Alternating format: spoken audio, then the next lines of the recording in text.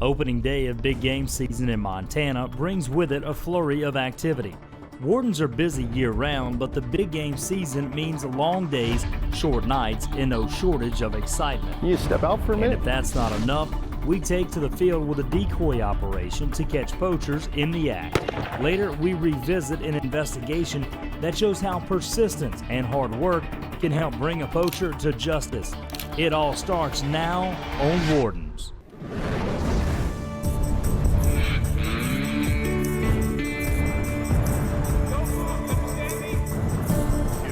Wrong. Should be 4 shooting hours.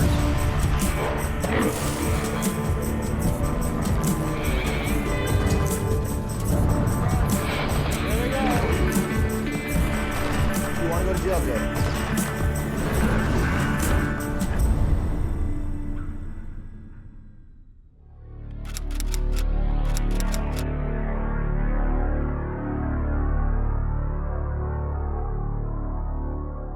The 2011 Montana big game hunting season starts October 22nd, but Warden Brian Goley knows that some hunters, well, they like to get an early start. Hello, Game Warden. How are you guys doing? Doing good. We're doing some coyote hunting. All right, you guys going in here then? Yes, sir. Okay. Just gonna sign in real quick and All right, go kill some coyotes. all right. How you been? You guys, I don't know if they allow coyote hunting at night. Have you checked with the colony on that? I was reading on the. Have you killed any lately? We did kill one. We killed one out in Ulm. Wow. There was a sheep farmer down there. We were driving down the road, Okay. just looking at deer and stuff, and happened to see two coyotes along the river. All right. He said, You got "Yeah, go spotlights and stuff then? What's that? You got spotlights or what? No, sir. No spotlights. How do you sir. kill them then? With just the headlights if they're Okay. close. That's all. I mean, if they're within the headlight distance, that's all we use. All right. Okay, I get a lot of problems with spotlighting out here, so that's why I check into it, okay? Yeah, I don't spotlight. I know it's. Okay, illegal. using your headlights is spotlighting. Oh, okay. All right. Yeah. Well, Now you can shoot coyotes with the aid of artificial light, okay, Right. but you have to have permission. okay.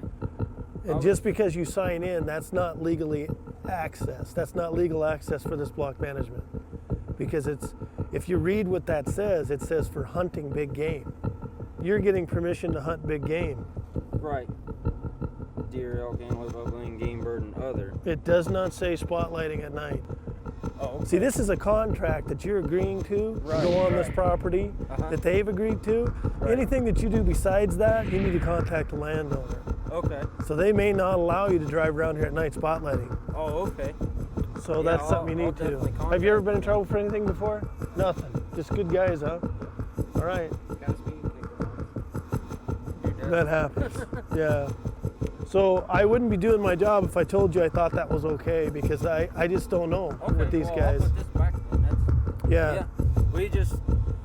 In fact, I'm out here tonight because somebody shot one of the sign-in boxes with a shotgun.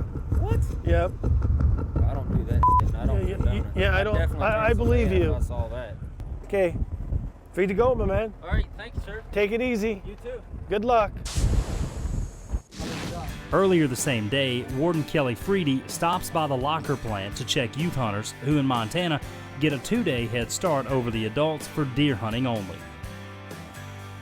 These guys are with the youth hunter program that we have. Okay. The Cascade Sheriff's Association, the Montana Game Warden Association, and the Russell Country Sportsmen. They get kids from around the area here, and most of them, I think, it's usually their first animal that they get. So what I'm doing here today too with these guys is just, you know, taking a look at their tags, you know, making sure that they did that part right, you know, and making it a positive experience for these kids to, you know, maybe this is the first time they've had anything going on with the game warden. And all right, good, Cole. Good job.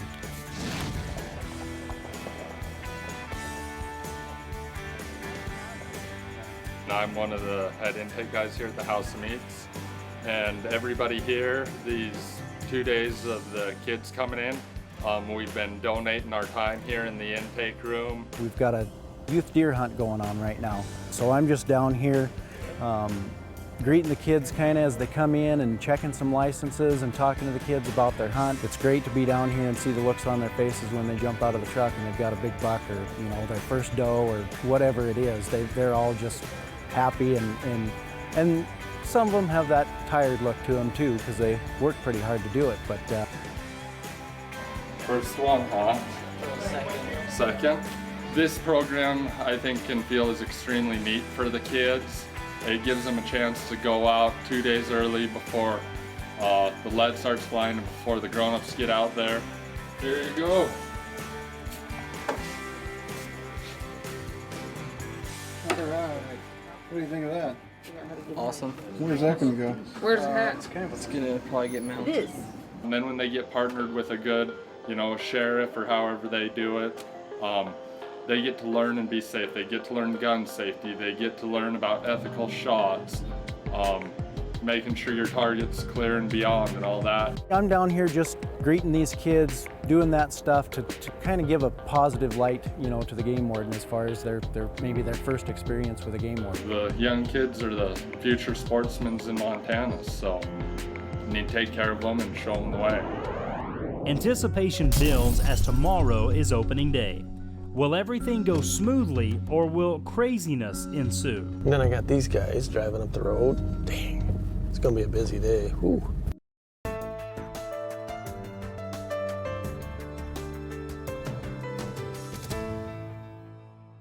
The night before the big game opener in Montana, Region 4 Warden Brian Goley answers a few questions while fueling his truck. Yeah. Okay, I got 2 tags for some whitetail and 445. Okay.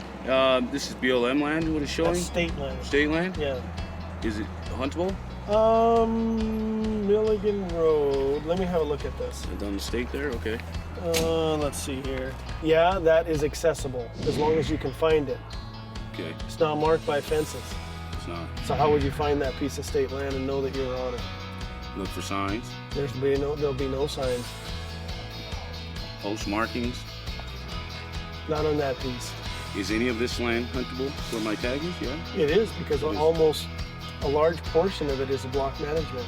I have the big Region 4 map that shows. That's right, but you don't. Here, I'll show you. I don't have the door-to-door. That's right. The homeowners land. That's right. landowners maps. That's what you have to have. Do you have any? No, I do. I have one set for me and my job, and I can't give them to you. This coming week, if you do your homework, you'll feel much better. I will. Okay. Thanks, man. Good luck, my man. Really No appreciate problem. it. See you tomorrow. If I can help you some more, I'll help you some more. I'll be sitting out there. All right.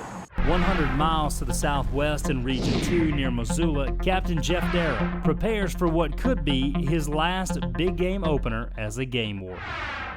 Been watching some elk up here in this valley for the last week. There's a couple hundred head. There we go, there they're running now. There's a couple hundred head. It's hunting season 2011. And I've just heard the shots. We've got a big bunch of elk on the run here. I hope those people weren't shooting from the road. Well, there were vehicles all around over there, and that's kind of the general direction the shots came from, but I don't see any vehicles there now. Just come on down, and then it'll make another jog, and where it makes that other jog, the elk are right there. Yeah, copy. I don't know right where that's at.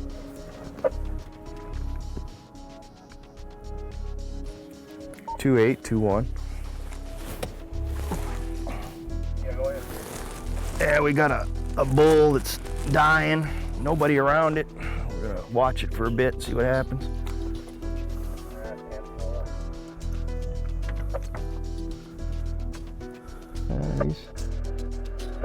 He's a mature 6-point. He's straight to the, I guess would be the north of you. If you look over, you see this kind of Quonset hut with a bunch of trees around it. It's a shed, metal shed. Yeah, 10-4. There's a combine out here. If you see the combine, he's near that wheel line. He's laying kind of on a bank. He's laying there dying. There's a combine and a cat out there. He's straight up from that cat. He's not all the way dead, but he's laying there with his head stretched out, and every once in a while he picks it up. I don't see any hunters around. Back to the northeast, Warden Brian Goley's day starts with a tip Mont call. Got it. Do you have a phone number for the complainant? Oh, great. All right, well, I couldn't be farther away, so I'll see if I can get another warden, but I'll take care of it. Okay, bye.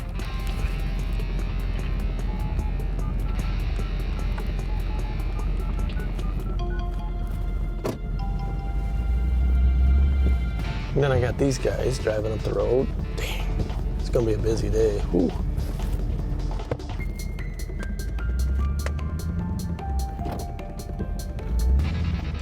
I really want to check these guys. Whoa! Look at that gun. See now, that's the kind of gun that kills a bear. How's it going? It's going. We just got here. Just got here. Yeah, I got I was thinking tomorrow morning might be a good day to hunt, and we got up here early and gonna go down and see who's wrecked my cabin this year. Well, somebody was down there recently, a black truck. Did you see anybody come out here? Because I got a call. Oh. That's no. why I came up here. Black? It was a dark color.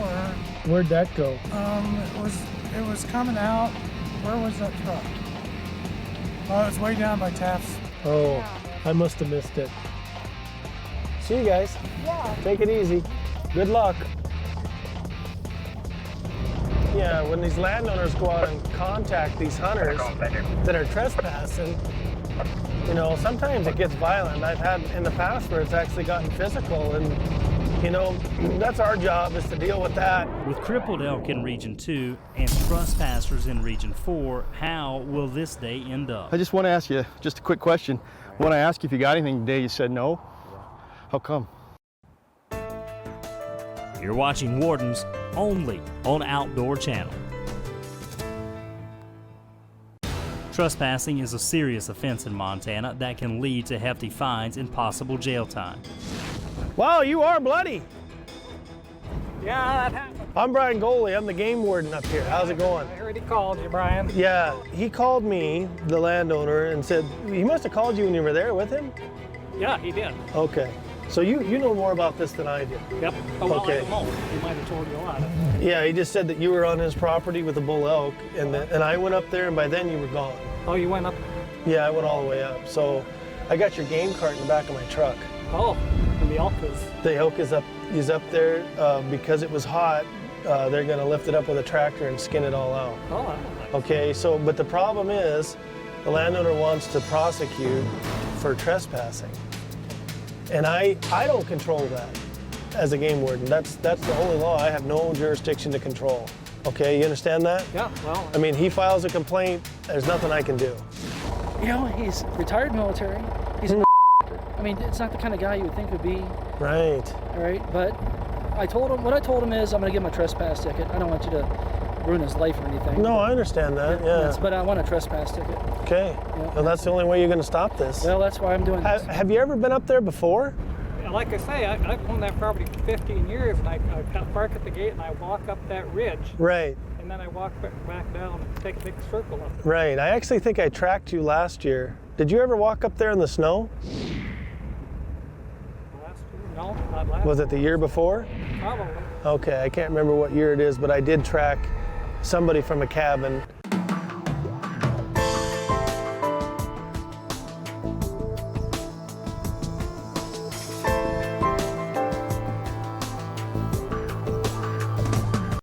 Okay, no doubt. I mean, it's a clear-cut case. He's on your place, no doubt. 100%. You're willing to testify? Absolutely. Okay. Yeah. Roy saw it too. No deal. Oh, yeah. No He problem. was way into Okay. my place. It wasn't like he was on the fence line. If he Okay. was on the fence line, I'd have probably let him go. Okay. I mean, but he shot it way into my property. Come on over and I'll have you jump in the side there. Yeah, that was a lot of work for Doc. I know. Well, I want you to understand, I don't think this is the end of the world. You know, everybody makes mistakes. It's how you handle it, you know what I mean? And I don't think it's going to affect your hunting and fishing privileges. It is a misdemeanor, so it won't be on your record. I understand that it's not fun, and I understand that you are upset about it. And for me, that's actually a good thing because it tells me that you care. You know what I mean? Well, all right, my man. See you later. Better circumstances next time, and I'm sorry that happened too. Yeah, I'm very sorry, but somebody will get some milk, I guess. You're exactly What do right. you do with those horns? Usually we take them to our office, and then we have a trophy sale, they call it. Okay, well, good luck on the sale. See you later. So basically what this is a great, big, beautiful area subdivided into 20-acre chunks. This area back here has just been a constant problem. And it's been a long time trying to get it cleared up as far as, you know, what legally people can do. They think, oh, these subdivisions are no man land. I can do what I want. And that's really not the case. And sometimes they find out the hard way. 100 miles to the southwest, just outside Missoula, Montana, Captain Jeff Darrow's case of the crippled elk was resolved by the landowner.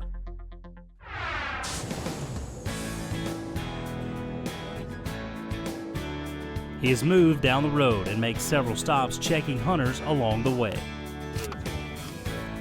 There you go. Thank you much. Yep. You bet. Thanks, guys. Appreciate it. How's the field doing today? You know, we camped out at Potomac this morning because there was a herd of about 200 there in the valley, and just wanted to make sure that that didn't get western, you know. And it was pretty good. They got the herd bull out of the bunch and a couple cows, I think. And we just checked a couple cows down here at the intersection, and then as we're coming up the road, another bull was coming out. So they're killing some elk, I guess. The elk harvest seems to be going well in the west, but will deer hunters in central Montana make the right choice?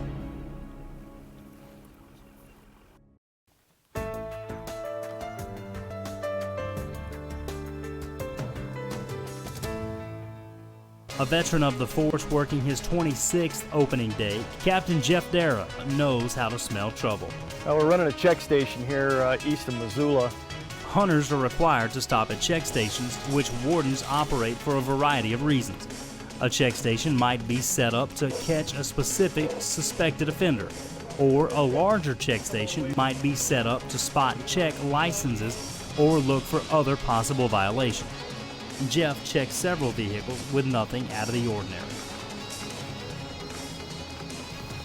Howdy, guys. Good. How was hunting today? Any luck? No. Nothing, huh? You see anything? I saw a couple mule deer. That was it? Oh, that was it? Huh. You have your hunting licenses with you? What'd you get today? Yeah. And I'd asked if they had been successful, and they said no. But I could smell like a I guess a narcotics cop could smell drugs in a vehicle. I could smell elk. And I looked at the passenger, and he had blood on his pants and blood on his hands. I just saw the blood on you, that's why I asked. Oh, no. Hey, now I can smell the elk.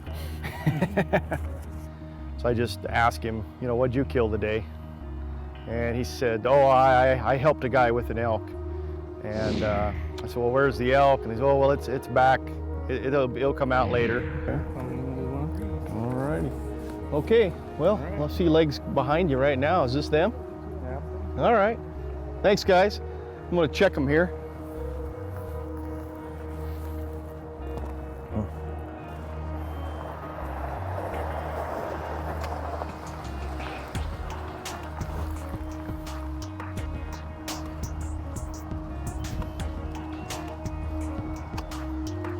Howdy. How you doing? Good, how are you today? My golly, you got elk all over the place. What do we got, 2 cows? 2 cows. Okay, all right. You guys are the 2 lucky guys? No.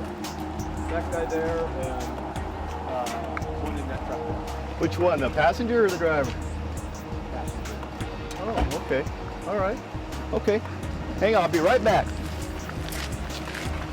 When I asked the driver of that vehicle who harvested the elk, he said, well, one of the guys in my truck and then one of the guys in the truck that I just checked where they said they didn't kill any elk.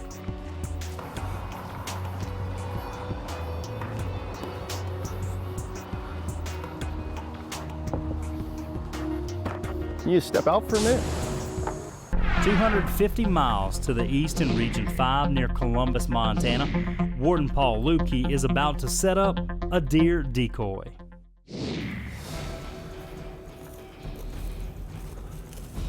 Oh, that's a shooter. Some things you got to think about when you're running a decoy is hiding the vehicle is obviously very important. So if they see the vehicle, they're not going to shoot at the simulated wildlife decoy. Works. Perfect. All right. I think the way it's set up is pretty dang good right there. A day earlier, Warden Lukey scouted a location for his vehicle and for our cameras to be able to catch the action. Have you with the radio up there. We won't see the vehicles coming. I mean, they'll be right on us before we can see them coming, but you'll see them coming from a long ways, I think, from up there. So the idea is you want to be able to see the decoy from where you're hiding, but not have them be able to see the truck. And we're going to put it over there on the other side of the road, hide the truck back here, and the idea is to catch these road hunters, which are pretty serious resource abusers. With the decoy in place, it's not long and the first vehicle appears.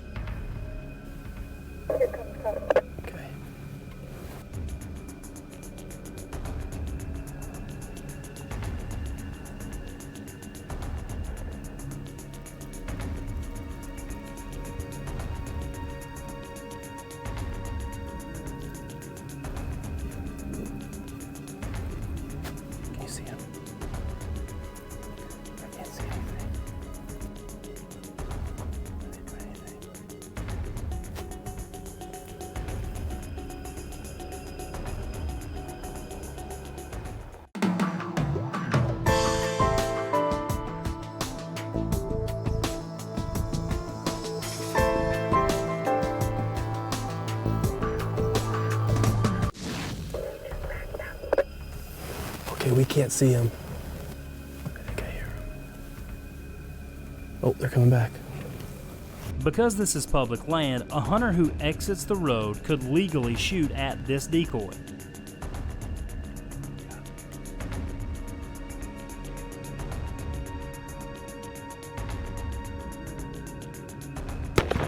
Need a shot. Need a shot.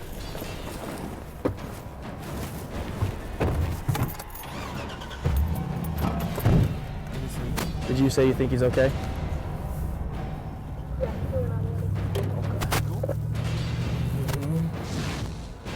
Guess we tricked you, didn't we? I guess. He did. Nope. Yep, we saw that. We saw the whole thing. I appreciate it. You have a license, don't you? Yeah. Okay, let me just check your license. And the bad part about it is you don't get the deer, but the good part about it is you're legal, which we like to see. When we return, a trophy bull elk has been shot illegally, and a suspected shooter claims innocence. We flash back to 2005 and discover how wardens use technology and persistence to bring a lawbreaker to justice. The one on the left is from the burn. Okay. The one on the right is the one you got from the elk. And it's opening day of the Montana General Big Game season. Warden Brian Goley has dealt with trespassers. I mean, he files a complaint, there's nothing I can do. While Warden Captain Jeff Dara has had crippled elk and a young man who struggles with the truth. Can you step out for a minute? Region 5 Warden Paul Lukey has had shooters on a decoy. There's no such thing as a typical day for Montana game wardens. All have memorable cases in their career, and Warden's case files will take us along for the ride on one of these cases. It was opening day of hunting season. I think the year was 2005, and I was patrolling a wildlife management area called the 3 Mile Game Range, which is basically my back door. It had been kind of a slow morning. I got a cell phone call from our Tipmont hotline, which is our turn-in poachers hotline, that said that there was a trespass in the vicinity. Could I respond? And I said, yeah, I could. I was probably 20 minutes to a half hour from being there, but I knew the ranch, and I said, yeah, I can respond, and they gave me well, I had the rancher's phone number anyway. So I called him and told him I was on my way. You know, just thought it was a basic trespass, and deal with those, you know, 100 times throughout your career. Somebody got where they weren't supposed to be on opening day, so didn't think much about it. At that time, didn't even really know there was an animal down at that point. On my way there, before I'd actually got onto the ranch property, but quite hadn't got to the where the rancher was. By then, I'd found out that there was a dead elk. I was stopped by a pickup that I didn't recognize, and the driver exited the vehicle, kind of frantically waving his arms, and didn't really know what's going on, but stopped and talked to him and see what was going on. And first thing he said was Jeff, which was surprising because I didn't know who this was. He knew my name. That's Jeff. I didn't do what they said I did. I said, well, I don't even know what they said you did yet, so calm down. And he had a young male in the vehicle with him, and he calmed down and he just said, you know, I didn't do what they said I did. And I said, well, you know, I got to go talk to him. And at that point, he offered up without me even asking. He said, you know, you can check my gun. I haven't even fired my gun today. Okay. And I thought that was unusual because Hadn't been fired. Most people don't offer that up right away. And Do you have any so other right away, I guns? figured, well, I'm going to look at a gun that didn't shoot, you know, or wasn't used. So he showed it to me, and I believe it was a 300 short Win Mag. And I wrote the serial number down and looked at him and said, well, have you fired any gun today? And he said no. And I glanced in and looked at the young fellow. I said, how about you? Did you shoot a gun today? And he looked at me kind of, you know, kind of scared, I suppose. You know, he shook his head no. And he said, you can look in the vehicle if you want. So we did. There was no other gun. And so I said, well, I need to have you go down the road here and wait for me. I'll go talk to the landowner and see what's up. Still really didn't know what was going on. So went up and met the landowner. He pointed out a pretty large bull that was laying out in this field. It was big, and we were going to shoot it, but unfortunately, these guys over here shot us first. So now They didn't have permission to be in here, right? no, they did not have permission to be in here. So And where did they shoot from? they shot from right back there in that tree line. We could see two orange hunter dots. Two guys? Was it just one guy shooting? Or One guy shooting, yeah. how many shots? Two shots. Heard two shots. And what did they do after they shot? They just snuck back into the trees. We never saw them. They never came back to the animal. They never came back. No. So did you guys yell at them, or did they see you guys coming after them? Or anything? No, I don't think they saw us from where our position was, because we were positioned up over here. I don't think they knew we were there. But So this was the bull you guys were trying to get, huh?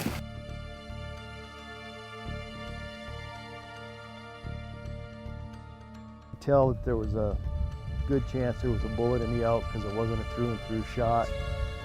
So gutted out the elk, got out a metal detector and went through tore the paunch apart.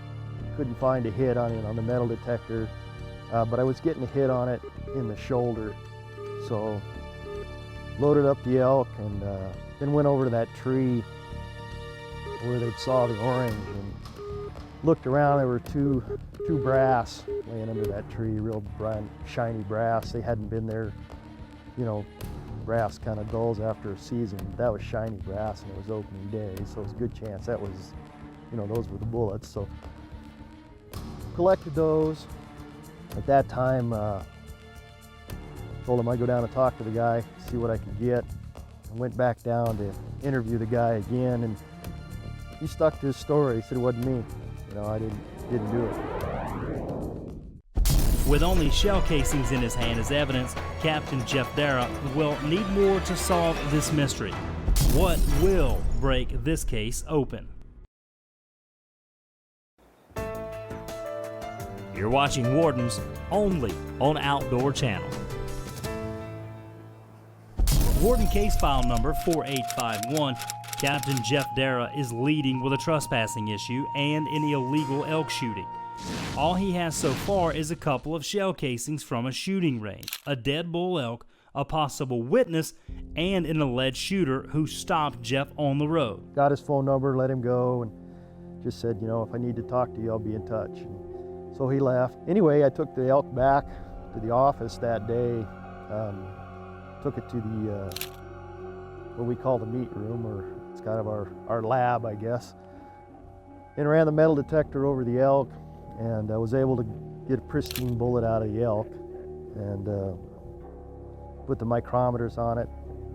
To best of my ability, it looked like it was about a 243. It was a Grand Slam bullet. I'm not a reloader. I learned that from this case. There was a GS on the bottom of the bullet, and so that was a pretty significant deal there. So that was a good start. You know, I have a bullet from the elk, had brass, so I potentially could match it to a gun, and through tool marks and ballistics. I went back out to the ranch that day, talked to the rancher, and it kind of pointed out a spot where maybe this fella had target practiced the day before. So I went out there, and the targets were still up on an old wooden fence post, and I had a laser pen in my truck. I'm not a high-tech guy, but I just happened to have one in my truck that day. There was a bank behind the target, probably 75, 80 yards behind the target, good backstop.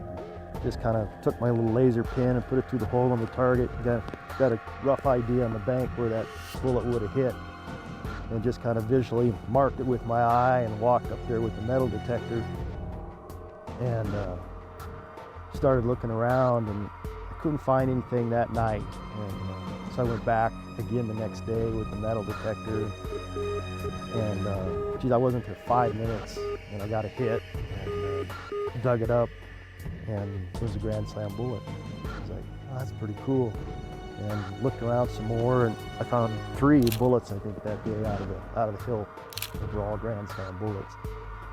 So now I got a bullet that I'm thinking might have a chance to match the bullet that was in the elk, and starting now to be able to pin it on them a little bit more because they were there shooting the day before.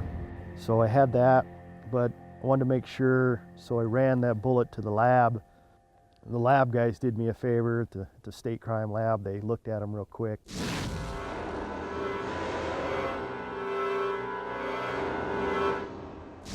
Captain Derrick called us, and he'd recovered a bullet that was taken out of where these guys were target practicing sometime earlier, and he also recovered a bullet from a killed elk, and he brought those in. He couldn't find the gun. He just wanted to find out if they were fired from the same gun.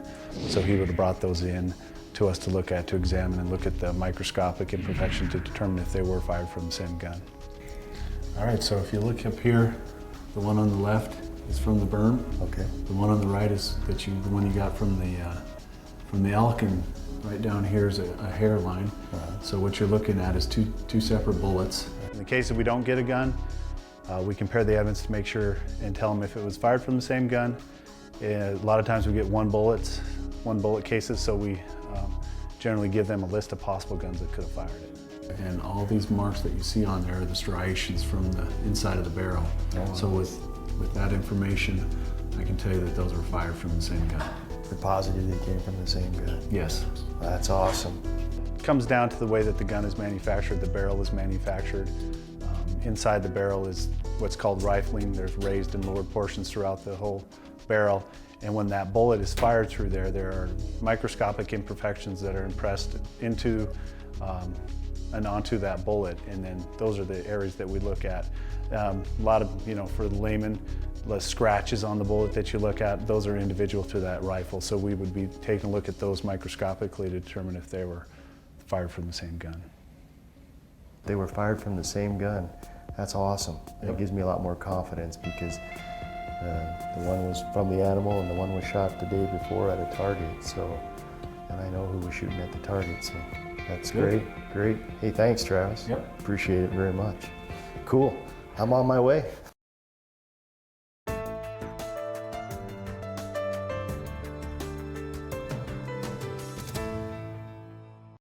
"50 miles east of Missoula, Montana, Warden Jeff Dara has set up a check station on opening day. A pair of hunters had stopped claiming they had not killed elk, but did help another hunter pack one out. The second vehicle arrives and the story evolves. When I asked the driver of that vehicle who harvested the elk, he said, well, one of the guys in my truck and then one of the guys in the truck that I just checked where they said they didn't kill any elk. I just want to ask you just a quick question. When I asked you if you got anything today, you said no. How come? You don't have a cow permit? No, I do. How come you said no? Because accidentally we were quartering it out and cut the head off. So. Oh, is that what you did? Oh, okay. All right. Just be straight up with me, dude. All right? Yeah. Okay. You could tell he was pretty nervous. He was, kind of shaking his head, and he said, well, I screwed up. So what you got is an elk in there with no evidence of sex on it or something? Well, we have the head. We quartered it, but no, we didn't. Because then afterwards we read the regs, and we were freaking out because we didn't keep the sack on there. Oh, okay. Okay. On one of the cows. Just be honest with me, dude. All right. I'll treat you fair. All right. Okay, let's go look at it real quick. So he was just nervous, didn't know what to say, made the wrong decision by telling me something that wasn't true, and we just had a little discrepancy. When they came through, I asked them if they harvested anything today, and they said no. And I knew we had because we could smell the elk and see the blood, but his tag's on. Yeah, he just said that he's maybe screwed up and didn't leave the evidence of sex attached or something, and that was why he was. So is it the one that's cut in half? Is that yours? Yeah. Oh, okay. Where's the tag? The tag's right there. All righty. And you just cut the head off, and that's all the problem was that? We still have it. Okay. All right. Not the end of the world. All right. So here's the front half, and then the hind half is right here. Okay. Yeah, I just want to look at it real quick. Thank you, sir. Appreciate it. And you got the head right there. Okay. All righty. All righty. I'll tell you what I'm going to do. I'm not going to write you a ticket. I'm not going to take your elk, but I am going to write you a warning ticket. Okay? Just kind of for not telling me right up front. Okay? All right? And that way you'll just have a warning ticket. Doesn't go on your record. You don't have to do anything like that. But anyway, we'll just do it that way. You can keep your elk and go home. Next time when I ask you, just tell me. All right, good enough. It does sound like that's what it was. He got excited and removed all the evidence of sex. And so what I did was I gave him a warning citation for that, and kind of lectured him on telling me the truth the next time he comes to the check station. And you could tell he felt bad. He didn't seem like he was the kind of kid that did that all the time. He felt pretty bad about it. So hopefully he learned a lesson, and next time he talks to a game warden, he tells the truth. Okay, well, you bet. We'll see you guys. You bet. Appreciate it. You betcha. Appreciate it a lot. Have a good trip. Thank you. When we return, it's back to solving Captain Darrah's case file. It's been a blast from the past. Captain Jeff Darrah spent some time at the Montana State Crime Lab with ballistics expert Travis Spender as they attempt to match bullets from an illegally killed elk to bullets recovered from a target area presumed used by the shooter in question. This one brings back memories. This is a rifle we seized on a case, I think about 9-10 years ago. This is I see they have the newspaper article there right with it. It was a very large case. You see poaching charges filed and a quote from the county attorney. These people are not trophy hunters, they're not sportsmen, they're just killers. So on a daily basis, any firearm that may come into the laboratory, we're going to take that firearm, test fire it, check the safeties, make sure that it's working correctly, and test fire that firearm. All right, here we go.